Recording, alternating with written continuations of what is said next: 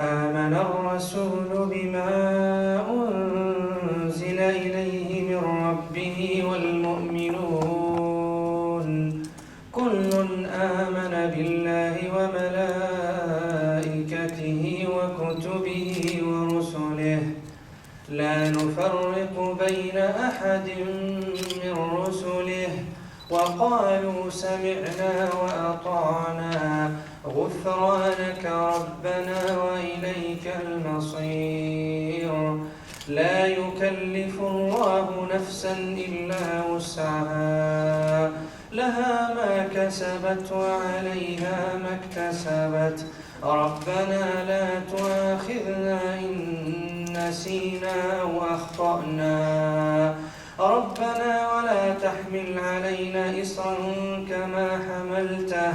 كما حملته على الذين من قبلنا ربنا ولا تحملنا ما لا طاقة لنا به واعف عنا واغفر لنا وارحمنا أنت مولانا فانصرنا على القوم الكافرين صدق الله العظيم. بسم الله الرحمن الرحيم. الصحفيين على حضورهم وعلى تلبيتهم هذه الدعوة الطيبة إن شاء الله، وجزاهم الله عنا كل خير. بالجامعة نستكمل الثورة ونبني المشروع، هكذا كان شعارنا لهذا المؤتمر الأول لشباب النهضة بالجامعة. مؤتمر تختلط فيه الكثير من المشاعر، مشاعر الاعتزاز بنضالات من سبقونا في الجامعة التونسية، نضالات الحركة الطلابية بكل أطيافها، إسلاميين ويساريين وقوميين ووطنيين، الذين دافعوا عن الجامعة وعن رفعتها وعن نهضتها حتى تكون لها دور أساسي في عملية البناء وعملية التأسيس. مؤتمر كذلك نريد أن تكون فيه الجامعة لها دور حقيقي في مرحلة الانتقال الديمقراطي، وفي تعزيز الحريات في البلاد، وفي حماية منظومة حقوق الإنسان، وفي صناعة فضاء طلابي حر ديمقراطي تعددي تشارك فيه كل الأطراف. مؤتمر كذلك أردنا أن نطلق به مبادرة نستدعي فيها كل الأطراف الوطنية في الجامعة لصياغة ميثاق طلابي ننأى به عن العنف والإقصاء، ونؤسس فيه لثقافة الحرية والعدل والمساواة والتعددية التي تسمح لهذا الفضاء أن يكون فضاء فاعلا في محيطه الاجتماعي والسياسي والاقتصادي. طبعا يستقبل شباب النهضة بالجامعة هذا المؤتمر، والعالم عموما والمنطقة خصوصا تعيش حالة من المخاض العسير في صراع بين منظومتين، منظومة الحرية، منظومة الديمقراطية، منظومة حقوق الإنسان، ومنظومات أخرى قديمة تريد أن تسترجع دورها وتريد أن تسلب هذه الشعوب إرادتها في حقها في الكرامة، في الحرية، في التنمية، في المساواة. فالأكيد أن هذا المؤتمر يأتي في سياق كذلك وطني، يعني مليء بالتحديات، تحديات يعني للمسار التأسيسي الذي يعني نريد أن يستأنف بحوار وطني يجمع كل الفرقاء، ويكون للجامعة دور في هذا، في أنها تصنع داخل الفضاء الطلابي جو حميمي بين كل الأطراف، يكون نموذج لكل الأطراف السياسية خارج الجامعة، ويحتذى به حتى نصنع التوافق الذي نريده في تونس، حتى نؤسس لواقعنا الجديد ونذهب بالبلاد نحو انتخابات حرة ونزيهة وشفافة. مؤتمر كذلك هو يعيش الجامعة بمشاكلها وهمومها وتحدياتها، فنحن من الجامعة وداخل الجامعة ومع الطلبة نشاركهم همومهم، نشاركهم قضاياهم. نريد أن نصنع من الجامعة جامعة عصرية حديثة تستجيب لروح العصر وتحدياته. نريد تعليم عالي راقي، نريد حوار وطني حول برنامج التعليم العالي تشارك فيه كل الأطراف وخاصة الطرف الطلابي بكل مكوناته، وأن يكون هناك حوار جدي حول كل هذه القضايا. نريد أن ننهض بالبحث العلمي، بالبنية التحتية للجامعة التونسية. نريد تحديث الإدارة حتى تستجيب للضغط الهائل من الأعداد الكبيرة التي تتوافد على هذا الفضاء من الطلبة. كل هذه القضايا أردنا أن نطرحها في مؤتمرنا هذا، وأن يكون لشباب النهضة بالجامعة لها فيها أجوبة حتى يساهم مع بقية الأطراف في صياغة واقع جديد للجامعة تكون فيه مرتبطة بمحيطها الجديد، محيط الثورة والحرية وحقوق الإنسان والديمقراطية. كذلك نريده مؤتمر أن يسلط الضوء على كل قضايا الأمة وعلى رأس قضايا الثورات العربية وبلدان الربيع العربي، دعما منا لهذه المسارات، لأنه في النهاية مصيرنا يرتبط بمصير كل الأمة العربية والإسلامية، وكلما نهضت هذه الأمة كلما توفرت شروط أكبر للنهوض الحضاري وللفعل الحقيقي على مستوى الساحة العالمية، تسترجع فيها هذه الأمة دورها الحقيقي في صياغة عالم جديد يقوم على التوازن، يقوم على العدل، يقوم على احترام حق الشعوب في تقرير مصيرها، وأن نبني ديمقراطيات مستقرة في المنطقة كما ذكر البيان، تنأى بنفسها عن التطرف والإرهاب وتثبت ثقافة التعددية والديمقراطية والحرية. كل هذه معاني أردنا أن نحققها من خلال هذا المؤتمر، مؤتمر شباب النهضة بالجامعة. في الجامعة نحن وإن شاء الله نستكمل الثورة ونبني مشروعنا الوطني الذي تضافرت كل الجهود من أجل بنائه، المشروع الوطني الذي حلمت به الحركة الوطنية وهي تحرر تونس، المشروع الوطني الذي نريد معه أن نرى تونس معناتها علامة فارقة في محيطها الإقليمي وفي محيطها الدولي، وأن تكون تونس النموذج في عملية الانتقال الديمقراطي، وأن تذهب بعيدا في نهضة اجتماعية واقتصادية، وأن يكون فيها للشعب التونسي دور أساسي ومحوري في هذا كله. فهذا كل قضايانا التي نريد أن نطرحها، ونريد أنها تحضر بقوة في هذا المؤتمر، ونرسل بها رسائل إلى كل الأطراف الوطنية حتى نصنع واقعا جديدا للجامعة التونسية ينأى بها عن السلبية والركود ويدفع بها نحو الإيجابية والفعل الحقيقي على مستوى الجامعة وفي كل محيطها. هذا هو مؤتمر شباب النهضة بالجامعة، وأترك الكلمة لإخواني حتى استكمال بقية فعاليات التي ستهم المؤتمر من تنظيم اللائحة العامة والنقاش، وكذلك حفل الافتتاح الذي سيكون في العاصمة، والذي نريد أن يكون حفلا جماهيريا نستدعي فيه كل الأطراف للمشاركة فيه. فالكلمة للأخ واصل.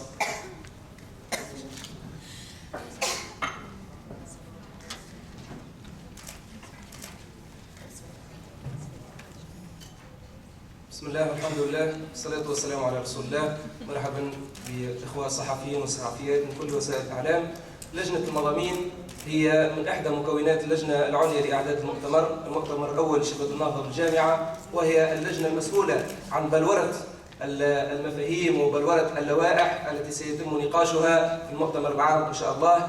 هذه اللجنة ساهمت مع أعضائها وبالتعاون وبالتكامل مع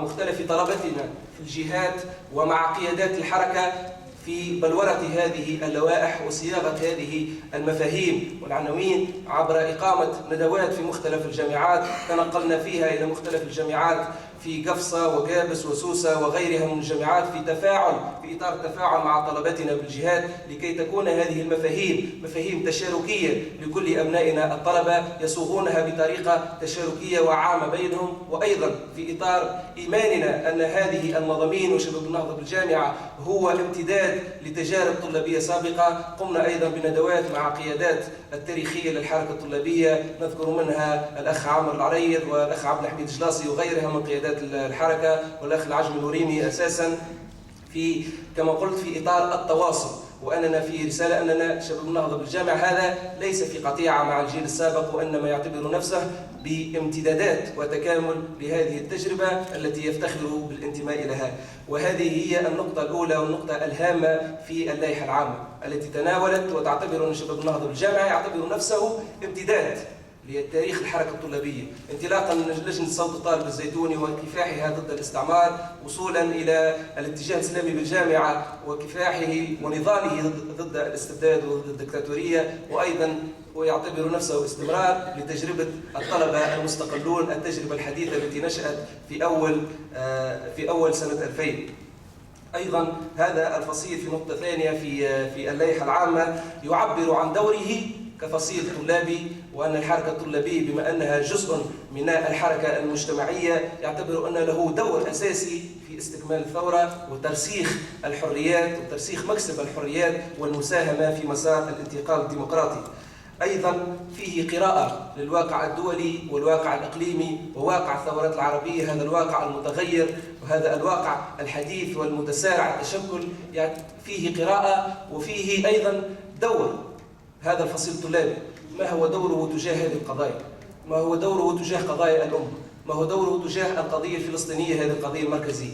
ما هو دوره في إنجاح الثورات العربية التي هبت على هذه المنطقة في هذه السنوات الأخيرة؟ في أيضا نقطة هامة وهي قراءة في واقع الجامعة التونسية. أردناها قراءة مسؤولة، قراءة نقدية، نريد بها أن نوضح دورنا كفصيل طلابي داخل الجامعة في الارتقاء بالمنظومة التعليمية والارتقاء بالبحث العلمي، بما يجعل أن الجامعة التونسية تكون لها مكانة مرموقة سواء على المستوى العربي والأفريقي والوطني، العربي والأفريقي والدولي. هذا نعتبره من أهم أدوارنا وأوكدها في إصلاح المنظومة التعليمية التونسية. أيضا فيه تحديد العلاقة بمختلف مكونات المشهد السياسي الطلابي.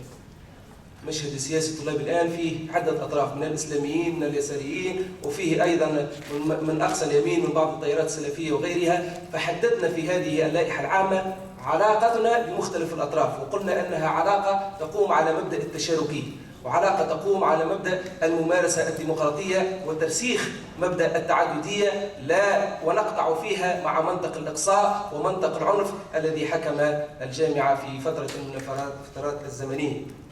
أيضا فيها في لائحة أخرى عبرنا عنها بعنوان لائحة مشروعنا، عبرنا فيها أن هذا المشروع الذي نحمله، وذكرنا في شعارنا أننا بالجامعة نستكمل الثورة ونبني المشروع، ذكرنا أن هذا المشروع مشروع متعدد الأبعاد، أن هذا الفصيل الطلابي هو فصيل متعدد الأبعاد والمناقشة، بالسياسي، بالثقافي، بالفكري، بالتربوي إلى غير ذلك. اعتبرنا أنه كل هذه الأبعاد وكل هذه من مشمولاتنا كفصيل طلابي نسعى فيها إلى نشر أو إلى تأسيس ثقافة جامعية متجذرة في الهوية. يعني ليست ثقافة غريبة عن المجتمع التونسي، وليست ثقافة يعني مسقطة على الواقع التونسي، بل هي ثقافة تنبع من هوية هذا الشعب وتسعى إلى ترسيخ هذه الخصوصية التونسية لكي لا تنحل في ظل فضاء العولمة الذي نعيش فيه. فيه أيضا أن شباب النهضة بالجامعة هذا الفصيل الطلابي له دور مهم في بناء الطالب، الفرد الرسالي الإيجابي الفاعل في محيطه. نحن نلاحظ الآن في قراءتنا للواقع الطلابي وخاصة في هذه الحقبة الزمنية الأخيرة أن هناك حالة استقالة عامة. طالب بحكم الهرسلة التي مورست عليه في ظل عهد بن علي وفي ظل العهد السقفي، يعني الطالب أصبح غير مشارك، غير فاعل، سواء في الحياة العامة، سواء في الحياة السياسية، في الثقافية. فمن أوكد أهدافنا وأدوارنا التي وضحناها في لائحة مشروع أن نسعى إلى بناء الطالب الرسالي الحامل لقضايا الأمة، ليس الطالب المستقيل من قضايا الأمة ومن قضايا الوطن ومن قضايا الجامعة، لا، الطالب الذي يكون همه وهاجسه هذا يتحرك به، أن يكون فاعل، أن يكون إيجابي، وأن يكون سلطة اقتراح وليس متفاعل فقط مع المحيط. أيضا في الأخير قلنا أنه هذا بحكم أنه المؤتمر الأول، فقلنا فيه تطوير للأرضية المفهومية وتطوير الأرضية المفهومية والمرجعية الفكرية لفصيلنا، أنه هذه اعتبرناها مسائل تأسيسية بحكم أننا في مؤتمرنا الأول. وفتحنا أيضا آفاق أخرى، واعتبرنا أن أيضا بعض المفاهيم المتعلقة بالحركة الطلابية هي محتاجة لتجديد في حد ذاته، فالمناخ الذي نشأت فيه الحركة الطلابية غير المناخ الذي نعيشه اليوم، من مناخ حريات ومناخ ديمقراطية وغيرها، ففتحنا فيها الآفاق واعتبرنا أن نحن كفصيل طلابي بالتعاون وبالتشارك مع مختلف مكونات الفضاء الطلابي مطالبين ببلورة مفاهيم جديدة تتعلق بالحركة الطلابية بما يتناسب مع هذا الفضاء الجديد الذي تسوده الحرية والديمقراطية. تقريبا هذه خلاصة عمل اللجنة المضمونية، تتكون من لائحة عامة فيها كما ذكرت السياسات والضوابط العامة والمرجعية الفكرية، وفيها أيضا لائحة مشروعنا توضح أبعاد المشروع كما ذكرته بمختلف أبعاده. وشكرا، وأحيل الكلمة إلى الأخت صابرين شنيتر لإعطاء فكرة على بعض الترتيبات اللوجستية في علاقة بالمؤتمر ونتائج انتخاب مؤتمرات الجامعات. مشكورين.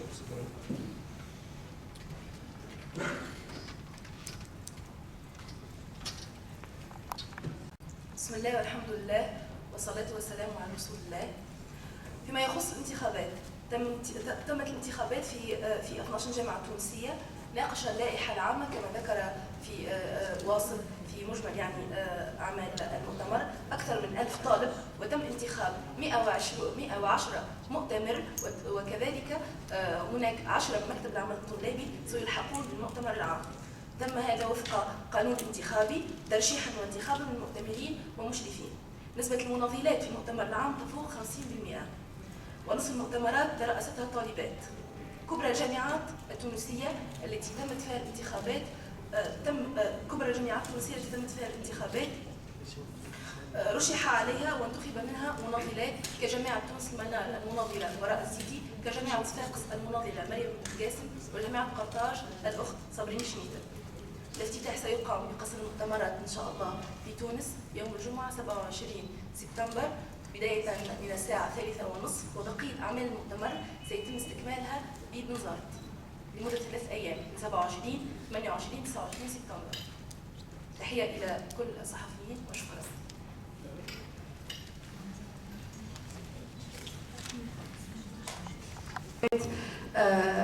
مؤتمر شباب النهضة بالجامعة الأول، حيثياته المضمونية وخلفياته.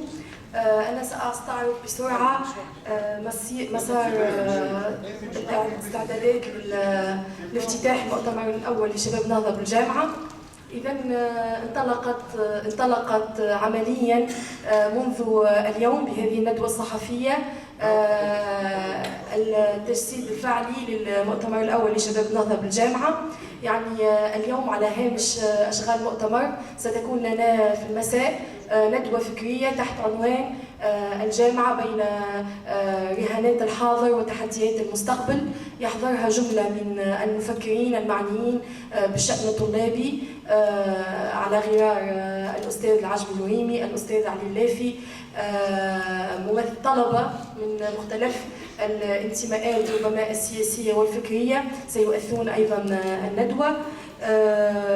هذا انطلاقا من الساعة 3 مساء، وإن شاء الله يكون الافتتاح كما ذكرت الأخت صابرين شنيتر يوم 27 سبتمبر بقسم المؤتمرات بتونس.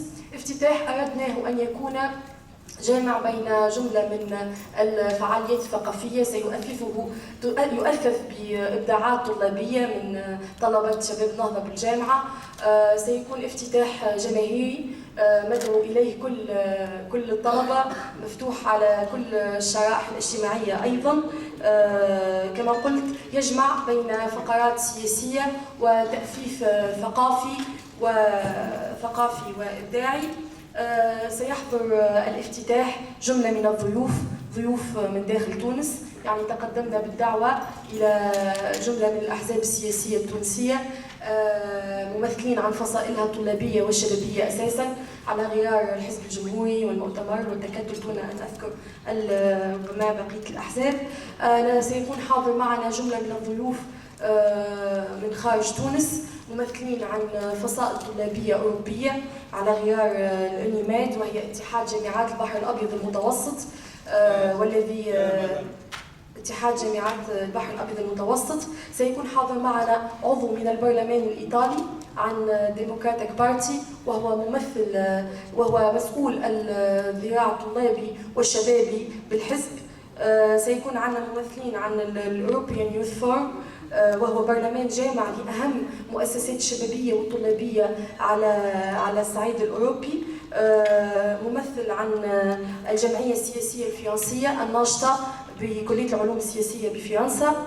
ممثلين عن الاتحادات الطلابية العربية مثل الاتحاد العام للطلاب السودانيين، ممثل عن اتحاد طلبة موريتانيا، عضو من منظمة التجديد الطلابي المغربية واتحاد طلبة المغرب، ممثلين عن طلبة تركيا وجملة من الدول. وهي فرصة للانفتاح على مثل هذه المؤسسات الدولية الناشطة في المجال الطلابي، ولما لا يعني إيجاد فرص ربما لإنشاء حتى تطوير الجامعة التونسية والارتقاء بها وإنشاء تعاونيات واشتراكيات على مستوى المستقبل. إذن هذه أبرز ملامح الافتتاح الذي كما ذكرنا سيكون بقصر المؤتمرات يوم 27 سبتمبر انطلاقا من الساعة 3:30، ونوجه فيه الدعوة إلى جميع الشرائح وخاصة إلى كل الطلبة وكل من يعنى كما قلت بشأن الجامعة التونسية ويريد التعرف أكثر على فصيلنا الطلابي شباب نهضة بالجامعة. وشكرا لكم.